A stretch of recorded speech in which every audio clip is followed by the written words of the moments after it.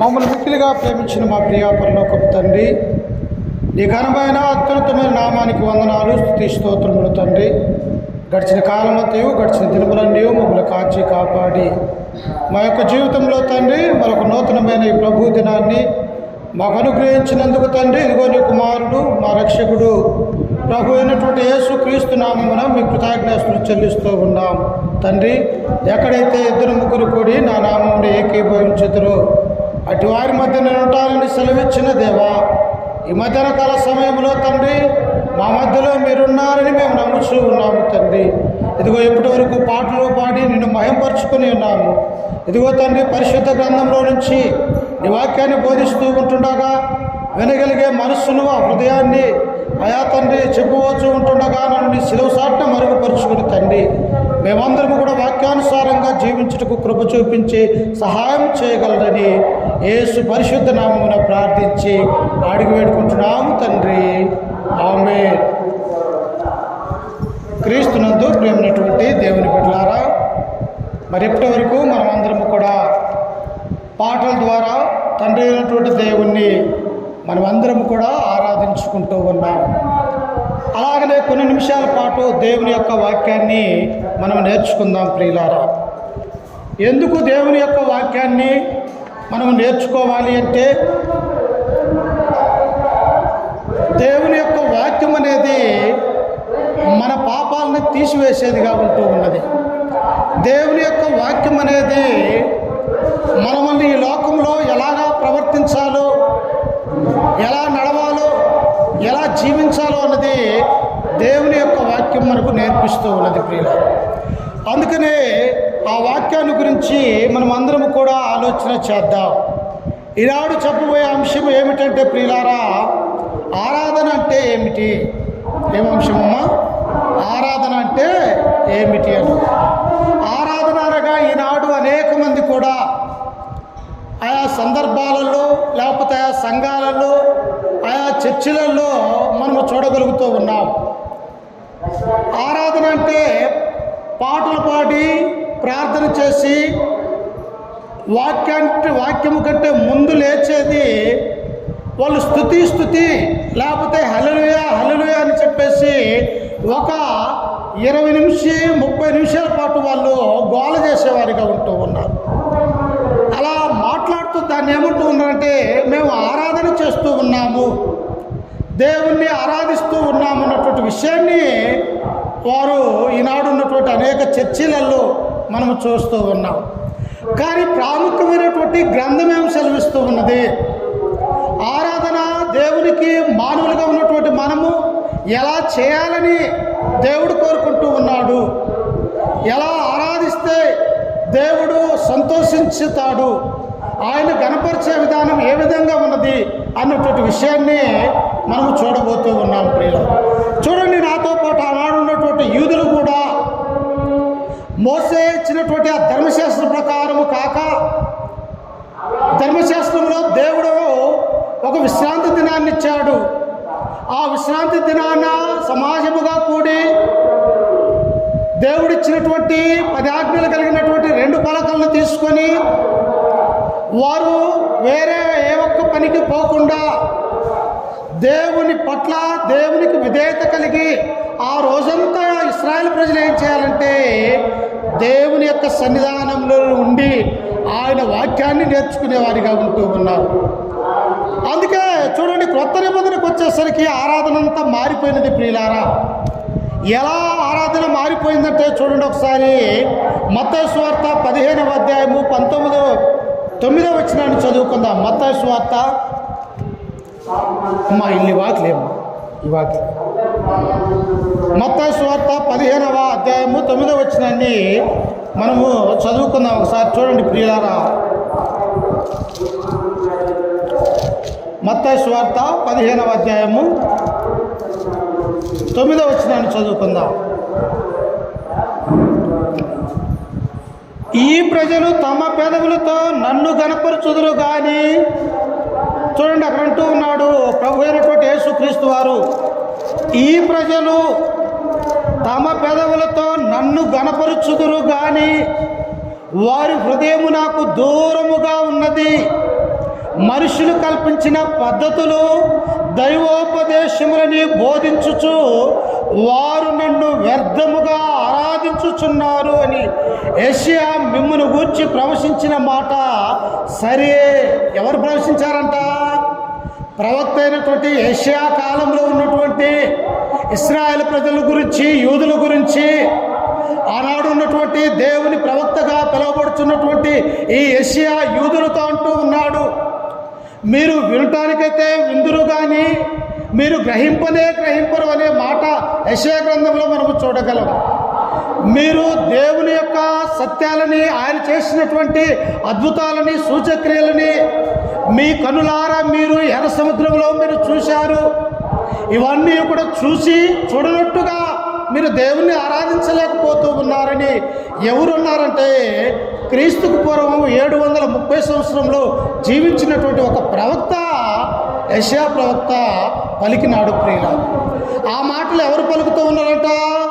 ప్రభు అయినటువంటి యేసు క్రీస్తు వారి యొక్క లోకానికి వచ్చిన తర్వాత శాస్త్రులు, పరిచయులు ఆయన్ను వెంబడించినప్పుడు, ఆయన వారి యొక్క క్రియలు, వారి యొక్క ఆలోచనలు, వారి యొక్క పద్ధతులను యేసు క్రీస్తు వారు చూసినప్పుడు, ఏంటి యూదులైనటువంటి వీళ్ళు తండ్రిని ఆరాధించే విషయంలో చాలా దేవుని యొక్క వాక్యాన్ని అనేది నిరర్థకం చేయుచున్నారే, దేవుని చెప్పినట్టుగా చెప్పిన రీతిగా ఆయన ఆరాధించలేదే అన్నటువంటి విషయాన్ని క్రీస్తు తెలుసుకొని ఈ శాస్త్రులు, పరిచయులతో దేవుడు మాట్లాడుతూ ఉన్నాడు. ప్రియుల, ఏమంటూ ఉన్నాడంటే అక్కడ ఈ ప్రజలు ఎక్కడున్నటువంటి వారు? ఈ ప్రజలు అనగా ఎవరు?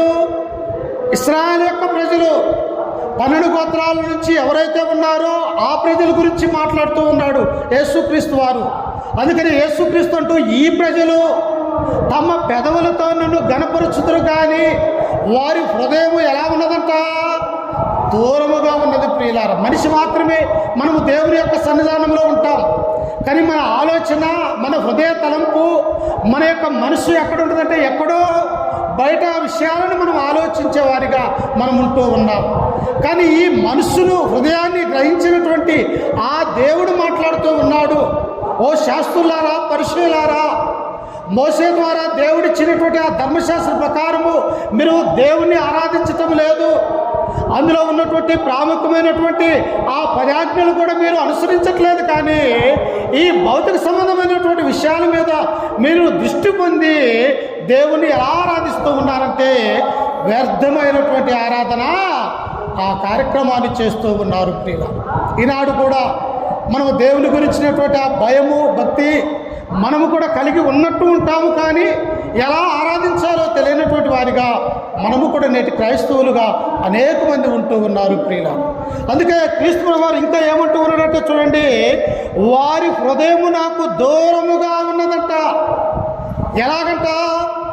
మనము దేవుణ్ణి ఆరాధించాలంటే, దేవుణ్ణి మహిమపరచాలంటే మన మనస్సు, మన యొక్క హృదయము యేసు క్రీస్తునందే ఉంచి తండ్రి అయిన దేవుణ్ణి ఆరాధించే వారిగా మనం ఉండాలి. అంటే దేవుడు మన నుండి బాహ్యమైనటువంటి ఈ యొక్క శరీర సౌందర్యమైనటువంటి యొక్క ఆకారాన్ని దేవుడు కోరుకోవట్లేదు, కానీ అంతరంగములో ఉన్నటువంటి ఈ హృదయాన్ని దేవుడు కోరుకుంటూ ఉన్నాడని మనము గుర్తెరగాలి. ప్రియులారా, అందుకనే ఈ ప్రజలు తమ పెదవులతో నన్ను గనపరుచుదురు కానీ వారి హృదయం నాకు దూరముగా ఉన్నది. దేవుని ఆరాధించడానికి ఏం కావాలి?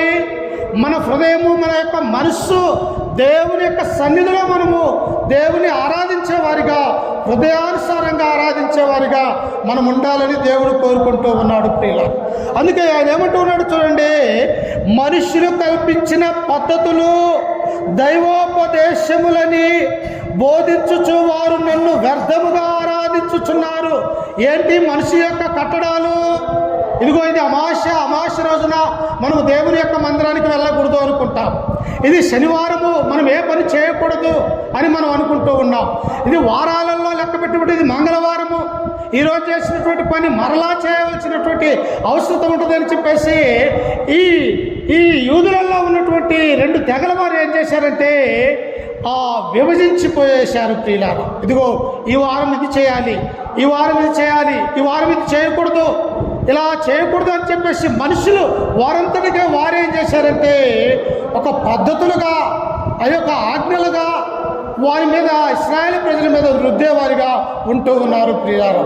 అందుకే ప్రియులారా దేవుడు ఏమంటూ ఉన్నాడంటే వారు నన్ను వ్యర్థముగా ఆరాధించుతున్నారు. అర్థం అంటే తీసివేసేది, పనికిమాలినటువంటిది, అంటే దానికి ఒక అర్థం అనేది లేనటువంటిది, వ్యర్థము అనగా పనికిరానిది. అలాగనే మీ యొక్క ఆరాధన కూడా నన్ను ఆరాధించే విషయంలో కూడా తండ్రి అయినటువంటి దేవుణ్ణి ఆరాధించే విషయంలో మీరు ఎలా ఉన్నారంటే వ్యర్థముగా ఆరాధిస్తూ ఉన్నారు అని దేవుడు మనల్ని అంటూ ఉన్నాడు ప్రియుల. అయితే ఎలా ఆరాధించాలని దేవుడు అనుకుంటూ ఉన్నాడు?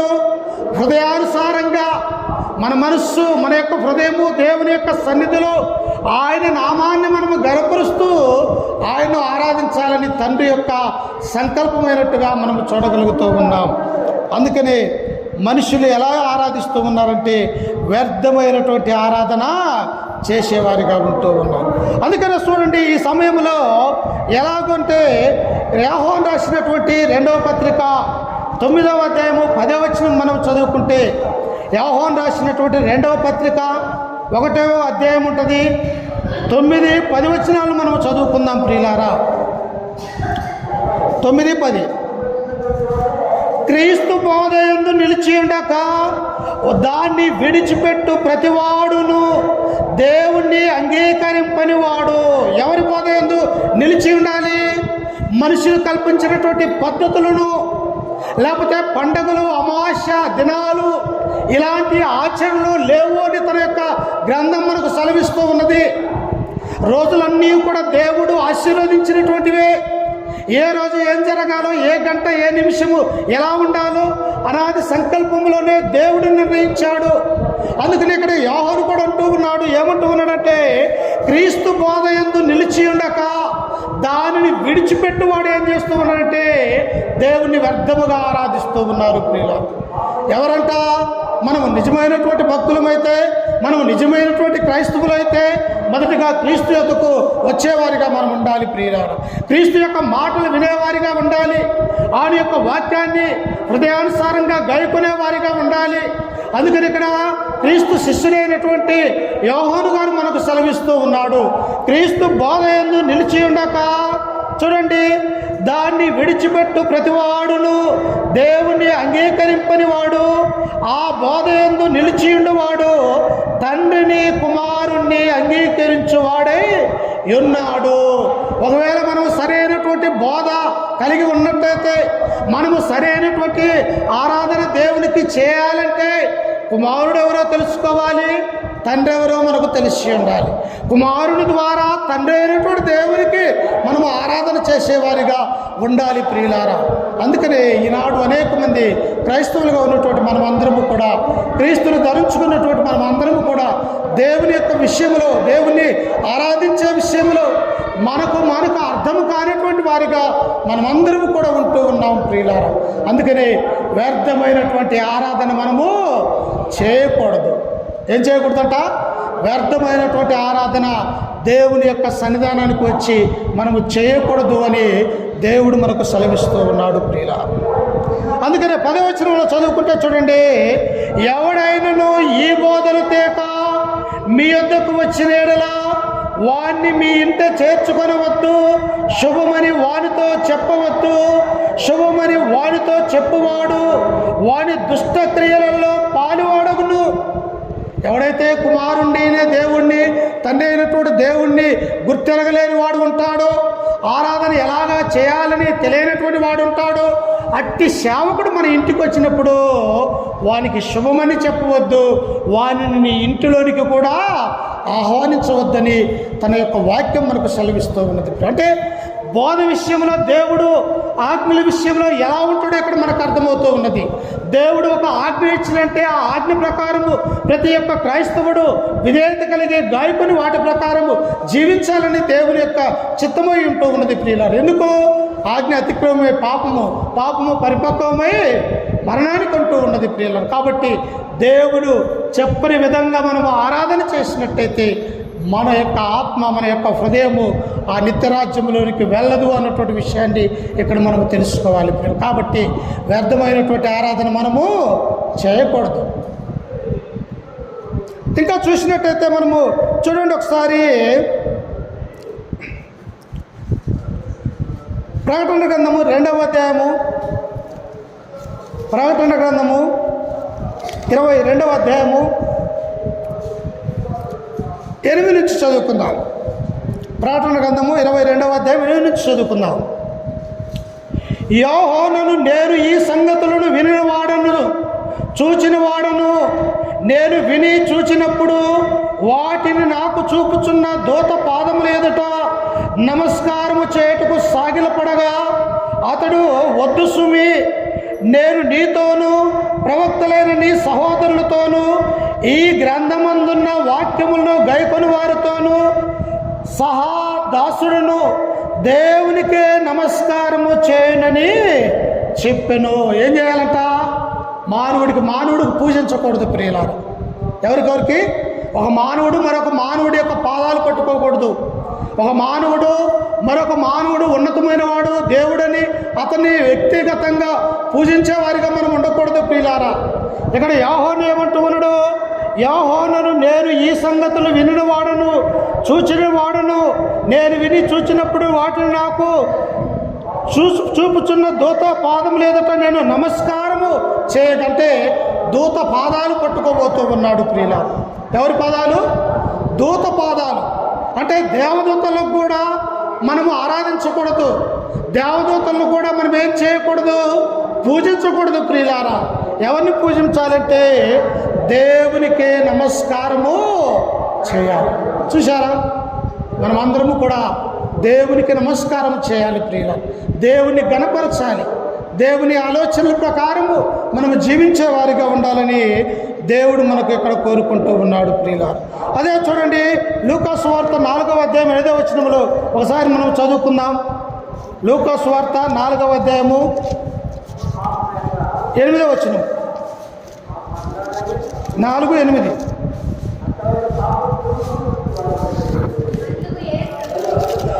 అందుకు యేసు, నీ దేవుడైన ప్రభువునకు మ్రొక్కి ఆయనను మాత్రమే. చూశారా? సాతానుతో దేవుడు అంటూ ఉన్నాడు. ఎవరు? తండ్రి అయినటువంటి దేవునికి యేసు క్రీస్తు, కుమారుడైనటువంటి యేసు క్రీస్తు వారి యొక్క లోకంలో ఉన్నప్పుడు సాతాను అదే విధంగా అనేక విధాలుగా మోసం చేయాలని యేసుక్రీస్తును చూస్తూ ఉన్నాడు ప్రియులారా. ఒకసారి దేవాలయ శిఖరానికి తీసుకువెళ్ళింది. ఇదిగో లోకములో ఉన్నదంతయు కూడా నువ్వు చూస్తున్నావు కదా, ఈ లోకంలో ఉన్నదంతయు నీకు రావాలి అంటే నా పాదాలకు మొక్కమని సాతాను యేసుక్రీస్తుకు సెలవిస్తూ ఉన్నది ప్రియులారా. అప్పుడు యేసుక్రీస్తు ఏమంటూ ఉన్నాడు? అందుకు యేసు, నీ దేవుడైన ప్రభువుకు మొక్కి ఆయనను మాత్రమే సేవింపవలెను. ఎవరిని సేవింపాలి? ఎవరిని ఆరాధించాలి? తండ్రి అయినటువంటి దేవుణ్ణి మాత్రమే మనమందరము కూడా ఆరాధించాలి. కానీ దేవదూతలను ఆరాధించకూడదు. యేసు క్రీస్తు తల్లి అయినటువంటి మరియమ్మను ఆరాధించకూడదు. అలాగనే యేసుక్రీస్తు వెంబడి ఉన్న అపోస్తులను మనము పూజించకూడదు ప్రియులారా. అందుకని ఇక్కడ యేసుక్రీస్తు స్వయంగా అంటూ ఉన్నాడు, ఇదిగో నీ ప్రభు అయినటువంటి దేవునికి మొక్కి ఆయనను మాత్రమే సేవించాలి, అంటే ఆయనను మాత్రమే మనం ఆరాధించాలి అని దేవుడు తన గ్రంథం మనకు సెలవిస్తూ ఉన్నాడు. కానీ ఈనాడు మనము అలా ఆరాధిస్తూ ఉన్నామా? ఆరాధించట్లేదు ప్రియులారా. ఏ మందిరానికి పోతే ఆ మందిరము వ్యవస్థాపకుడిని మనము పూజించేవారిగా ఉంటూ ఉన్నాం. అలా పూజించకూడదు. దేవుడు ఏం చెప్తే ఆయన ప్రకారమే మనము ఆరాధించాలి, కానీ వేరే ఆరాధన చేయకూడదు అని యేసు క్రీస్తు వారు స్వయంగా తన తండ్రిని ఆరాధించమని దేవుడు కోరుకుంటూ ఉన్నాడు ప్రియుల. ఇంకా మనం చదువుకున్నట్టయితే చూడండి, కొరింథీయులకు రాసినటువంటి మొదటి పత్రిక 15వ అధ్యాయము 14వ వచనంలో మనం చదువుకుంటే అక్కడ కూడా అపోస్తలుడైనటువంటి పౌలు అంటూ ఉన్నాడు. ఒకసారి చూడండి, కొరింథీయులకు రాసినటువంటి మొదటి పత్రిక 15వ అధ్యాయం 14వ వచనము, మరియు క్రీస్తు లేపబడి ఉండని ఎడల మేము చేయు ప్రకటన వ్యర్థమే, మీ విశ్వాసమును వ్యర్థమే, దేవుడు క్రీస్తును లేపనని ఆయనను గూర్చి మేము సాక్ష్యము చెప్పి ఉన్నాము కదా. మృతులు లేపబడిన పక్షమందు దేవుడు ఆయనను లేపలేదు కనుక మేమును దేవుని విషయమై అబద్ధ సాక్షులముగా అగపడు చున్నాము. కొరింథీయులతో అంటూ ఉన్నారు, ఎవరిని మీరు ఆరాధించాలి, ఎవరిని పూజించాలి, ఎవరిని కనపరచాలి అంటే ఇదిగో యేసు క్రీస్తుని ఎలాగైతే ఈ లోకంలో ఉన్నప్పుడు ఆయన శ్రమపడి శిలువ మోసి ఆ కలవరిగిరిలో అనేకమైనటువంటి కొరడా దెబ్బలు తిని ఆయన మరణించి సమాధి చేయబడి తిరిగి లేచాడు. లేపినటువంటి వారు ఎవరంటే తండ్రి అయినటువంటి దేవుడు. కాబట్టి మృతులు లేపబడిన పక్షమున మేము చేయు ప్రకటన వ్యర్థమే అని అపోస్తున్నటువంటి పౌలు అంటూ ఉన్నాడు. అంటే మనమందరము కూడా ప్రభు అయినటువంటి యేసుక్రీస్తు ద్వారా తండ్రి అయినటువంటి దేవునికి మనము ఆరాధన చేసేవాడిగా ఉండాలి. అందుకని మనము వ్యర్థమైనటువంటి ఆరాధన చేయకూడదు ప్రియుల. దేవుడు చెప్పిన విధంగా దేవుని ఆజ్ఞ ప్రకారము మనమందరం కూడా నడుచుకునే వారిగా ఉండాలని దేవుని యొక్క వాక్యము మనకు సెలవిస్తూ ఉన్నది ప్రియుల. అందుకని చూడండి, ఇంకా కొలస్సీలకు రాసినటువంటి పత్రిక 2వ అధ్యాయము 16వ వచనాన్ని చదువుకుందాం. ఒకసారి చూడండి. కొలస్సీలకు రాసినటువంటి పత్రిక 2వ అధ్యాయం 16వ వచనం. కాబట్టి అన్నపాన విషయంలోనైనను పండుగ, అమావాస్య, విశ్రాంతి దినములు వాటి విషయంలోనైనను మీకు తీర్పు తీర్చ నెవనికి అవకాశము ఇయ్యకుడి అంటున్నాడు. అంటే అపోస్తులైనటువంటి పౌలు అంటూ ఉన్నాడు, కొలస్సీలో ఉన్నటువంటి వారు ఎలా ఉంటే గొప్ప జ్ఞానులు ప్రియులారా, తత్వజ్ఞానం తెలిసినటువంటి వారు, వారి యొక్క తెలివితేటలు ఈ భూలోకంలో ఉన్నటువంటి వారు ఎవరికి కూడా అంతటి జ్ఞానం లేనటువంటి వారు, గ్రీకులు జ్ఞానం కలిగినటువంటి వారు. అట్టి జ్ఞానాయుక్తమైనటువంటి ఆ గ్రీకులకు అపోస్తులైనటువంటి పౌలు కొలస్సీలో ఉన్నటువంటి సంఘానికి తెలియపరుస్తూ ఉన్నారు. ఏమంటూ ఉన్నాడు ఒకసారి, మీరు మాసములను, దినములను, అలాగనే ఉత్సవ కాలములను, అమావాస్య అనే వాటిని మీరు ఆచరింపకూడదు. చూశారా ప్రియులారా, మనం ఏం ఆచరించకూడదట? అమావాస్య ఆదివారాలు అయింది. అలాగనే మరి ఈ వారం మంచిది కాదు, ఆ వారం మంచిదని మనం అనకూడదు ప్రియులారా. ఎందుకంటే దేవుడు అలా చెప్పట్లేదు అన్నటువంటి విషయాన్ని మనం గుర్తుంచుకోవాలి. కాబట్టి ఇలాగ చేస్తూ దేవుని యొక్క ఆజ్ఞలు మనం మీరి వ్యర్థమైనటువంటి ఆరాధన చేస్తే అది దేవునికి అంగీకారమైనటువంటి ఆరాధన కాదు అన్నటువంటి విషయాన్ని మనము తెలియాలి ప్రియులారా. అయితే మనం ఎలా ఆరాధించాలి, ఎలా ఆరాధన చేస్తే దేవుడు కోరుకుంటాడని అంటే యోహాను సువార్త 4వ అధ్యాయము 24వ వచనంలో యేసుక్రీస్తు స్వయంగా ఒక స్త్రీతో చెప్పినటువంటి మాటలు అక్కడ ఉన్నాయి ప్రియులారా. ఏమనంటే చూడండి ఒకసారి, యోహాను సువార్త 4వ అధ్యాయము 24వ వచనాన్ని ఒకసారి గమనించుకుందాం. దేవుడు ఆత్మ కనుక ఆయనను ఆరాధించువారు ఆత్మతోనూ సత్యముతోనూ ఆయనను ఆరాధన చేయాలి. చూసారా, దేవుడు ఎలాంటి వాడంట? నీకు కనిపించేవాడు కాదు ఆయన. నీ కళ్ళతో చూడలేనటువంటి వ్యక్తి దేవుడు. దేవుడు ఎలాంటి వాడంటే ఆయన అదృశ్యుడు, ఆయన సర్వోన్నతుడు, సర్వశక్తిమంతుడు, ఆయన కృప కలిగినటువంటి వాడు. అట్టి సర్వోన్నతుడు, మహోన్నతుడు యొక్క ఆయన చూడాలంటే మనము సరిపోము ప్రియులారా. ఎందుకంటే ఆయన అదృశ్యం కలిగినటువంటి లక్షణం కలిగినటువంటి వ్యక్తి. అందుకే దేవుడు ఆత్మ కనుక ఎవరైనా ఆత్మను చూడగలుగుతామా? మన ప్రాణం పోయిన తర్వాత మన ప్రాణాన్ని మనము కనుగొలమా? అలాగనే దేవుని యొక్క స్వరూపం కూడా ఎలా ఉంటుందంట? ఆత్మస్వరూపుగా ఉంటూ ఉన్నాడు. కాబట్టి ఆయన ఆరాధించేవారు ఎలా ఉండాలంటే ఆత్మతోనూ సత్యముతోనూ ఆరాధించాలని దేవుడు కోరుకుంటూ ఉన్నాడు. ఇది ఆరాధన ప్రియులారు.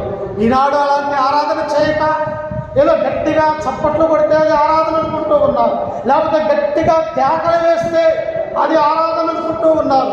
అది ఆరాధన కాదు, అది వ్యర్థమైనటువంటి ఆరాధన, అది గలిబిలి కలిగినటువంటి ఆరాధన అని దేవుడు సెలవిస్తూ ఉన్నాడు. ఎందుకంటే అన్నాడు, ఈ ప్రజలు తమ తదులతో నన్ను కనపరుచుతారు కానీ వారి హృదయం నాకు దూరముగా ఉన్నది, మనుషులు కల్పించిన పద్ధతులు దైవోపదేశములని వారు నన్ను వ్యర్థముగా ఆరాధన చేస్తూ ఉన్నారు.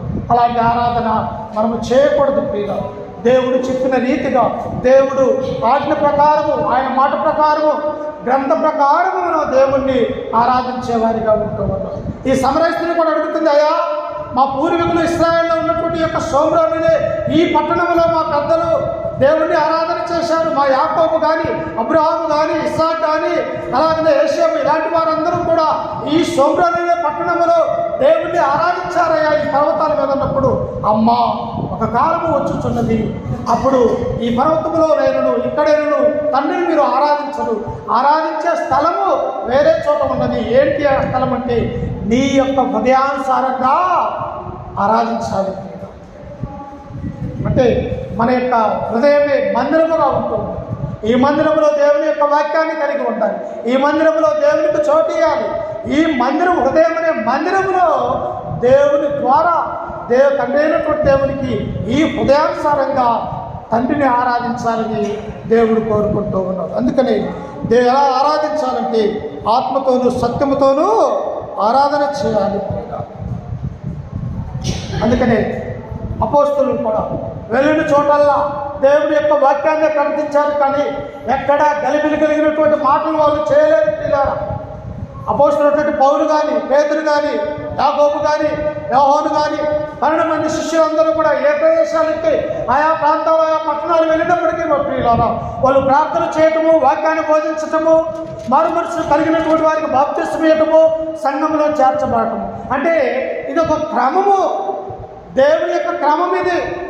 మానవుడు ఎలా ఆరాధించాలి, ఎలా జీవించాలో, ఎలా నేర్చుకోవాలో, ఎలా పరిశుద్ధత కలిగి ఉండాలో, ఎలా నీతి న్యాయాలు జరిగించాలో దేవుడు తన యొక్క గ్రంథంలో లిఖించి ఉన్నాడు. కాబట్టి మనం ఎలా ఆరాధన చేయాలంటే వ్యర్థమైనటువంటి ఆరాధన చేయకూడదు. ఆరాధించేవారు ఆత్మతోనూ సత్యముతోనూ తండ్రిని ఆరాధించాలని దేవుడు కోరుకుంటూ ఉన్నాడు. ఎలా ఆత్మతోనూ సత్యముతోనూ ఆరాధించాలి ఒకసారి చూడండి. అపోస్తుల కార్యములు 17వ అధ్యాయము, అపోస్తుల కార్యములు 17వ అధ్యాయము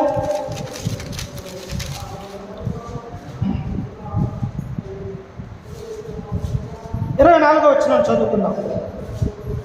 జగత్తును అందులోని సమస్తమును నిర్మించిన దేవుడు తానే ఆకాశమునకును భూమికిని ప్రభువు అయినందున హస్తకృతమైన ఆలయములలో నివసింపడు. పోలంటూ ఉన్నాడు. ఏమంటూ ఉన్నాడు ఆయన? ఓ ఏథెన్సీయులారా, మీరేదో ఆకాశం కింద ఉన్నటువంటి చెట్టుకు, పుట్టకు, రాయికి, అలాగనే మనుషులను మీరు ఆరాధన చేస్తూ ఉన్నారు. కానీ దేవుడు ఏమంటూ ఉన్నాడో తెలుసా? జగత్తు అనగా భూమి, ఆకాశము, సమస్త జీవరాశులు, ఈ భూమి తన యొక్క మాట ద్వారా పలికితే అయినట్టుగా మనము చూడగలం ప్రియులారా. అందుకని ఇక్కడ పౌలంటూ ఉన్నాడు. ఏమంటూ ఉన్నాడు? జగత్తును అందులోని సమస్తమును నిర్మించిన దేవుడు తానే ఆకాశమునకును భూమికిని ప్రభువు ఉన్నందున హస్తకృతములైనటువంటి ఆలయాలలో దేవుడు నివసింపడు. ఎక్కడ నివసింపడంట? మనం ఇన్ని లక్షలు కట్టుకున్నటువంటి మందిరములో దేవుడు లేడు. ఎక్కడ ఉన్నాడు? ఎక్కడైతే 2-3 కూడా నా నామమున ఏకీభవించి ప్రార్థన చేస్తారో వారి మధ్యనే నేను ఉంటానంటూ. అంటే ఎక్కడైతే సమాజంలో కూడతామో, ఎక్కడైతే సంఘముగా చేరుతామో, సంఘము ద్వారా దేవుడు ఆరాధించబడతాడు అన్నటువంటి విషయాన్ని ఇక్కడ మనం చూస్తూ ఉన్నాం. అందుకే చూడండి, ఇంకా 25వ వచనము, ఆయన అందరికీ జీవమును ఊపిరిని సమస్తమును దయచేవాడు కనుక తనకు ఏదైనా పొదువై ఉన్నట్టు మనుష్యుల చేతులతో సేవింపబడువాడు కాడు. క్లియర్గా దేవుని వాక్యం సెలవిస్తాడు. ఆయన అందరికీ ఒకరికి కాదు, భూమి మీద ఉన్నటువంటి ఎన్ని కోట్ల మంది అయితే ఉన్నారో, ప్రపంచంలో ఉన్నటువంటి వారు ఎన్ని దేశాలలో అయితే మానవాళి నివసిస్తూ ఉన్నదో వారందరికీ కూడా జీవాన్ని, ప్రాణాన్ని దేవుడే స్వయంగా అనుగ్రహించినాడు ప్రియులు. కాబట్టి ఆయన అందరికీ జీవమును, ఊపిరిని, సమస్తమును దయచేశాడు. ఏం పొదవలేదు. ఉండటానికి మంచి నేలనిచ్చాడు, ఆకాశాన్ని ఇచ్చాడు. రాత్రి వేళల్లో మానవుడు చూసి ఆనందించడానికి మంచి చుక్కలను, చందమామను, వెన్నెలనిచ్చాడు. పగలంతా కూడా మనుషులు పనిచేసుకోవడానికి గొప్ప సూర్యుని దేవుడు అందజేశాడు. మంచి నీరు తాగటానికి మంచి నీళ్ళనిచ్చాడు. అలాగనే గాలి పీల్చడానికి తన గాలి వాయువునిచ్చాడు. ఈ విధంగా భూమి మీద మానవుడికి ఏమి ఇచ్చాడంటే సమస్తము ఇచ్చాడు ప్రియులారా. కానీ మానవుడే తమ హృదయాన్ని దేవుడికి లేకపోతూ ఉన్నాడు. అందుకనే అపోస్తలుడైనటువంటి పౌలు అంటూ ఉన్నాడు, ఏమంటూ ఉన్నాడు ఆయన అందరికీ జీవమును, ఊపిరిని, సమస్తమును దయచేవాడు కనుక తనకు ఏదైనా పొదువైనట్టు మనుషుల చేతులతో సేవింపబడివాడు వాడు. నీ చేతులతో, నీ ఆటపాటలతో, భౌతిక సంబంధమైనటువంటి విషయాలతో దేవుడు ఆనందించడు ప్రియుల. ఆనందిస్తాడా? ఆనందించడు. ఆయన ఎలా ఆనందిస్తాడంటే నీ హృదయాన్ని దేవుని ఎదుట కుమ్మరిస్తే అప్పుడు ఆనందిస్తాడు. అందుకని ఇంకా చదువుకుంటే చూడండి 26లో, మరియు ఆయన యావత్ భూమి మీద కాపురం ఉండుటకు ఆయన ఒకరి నుండి ప్రతి జాతి మనుషులను సృష్టించి వారు ఒకవేళ దేవుని తడువులాడిని కనుగొందురేమోయని తన్ను వెదుకు నిమిత్తము నిర్ణయ కాలములను వారి నివాస స్థలం యొక్క పొలిమేరలను ఏర్పరచెను. ఆయన మనలో ఎవరికి దూరముగా ఉండువాడు కాడు. చూశారా? ఎవరికా మనం అనుకుంటాం, అయ్యో దేవుడా ఆయన ఎక్కడో యెరూషలేములో ఇశ్రాయేలు యొక్క దేశంలో ఉన్నాడని నీవనుకుంటూ ఉన్నావు. కానీ నీకు సమీపముగానే దేవుడు ఉన్నాడు. నీవు పిలిస్తే ఆలకించే దేవుడిగా ఉన్నాడు. నీవు ఏడిస్తే కరుణించే దేవుడిగా ఉన్నాడు.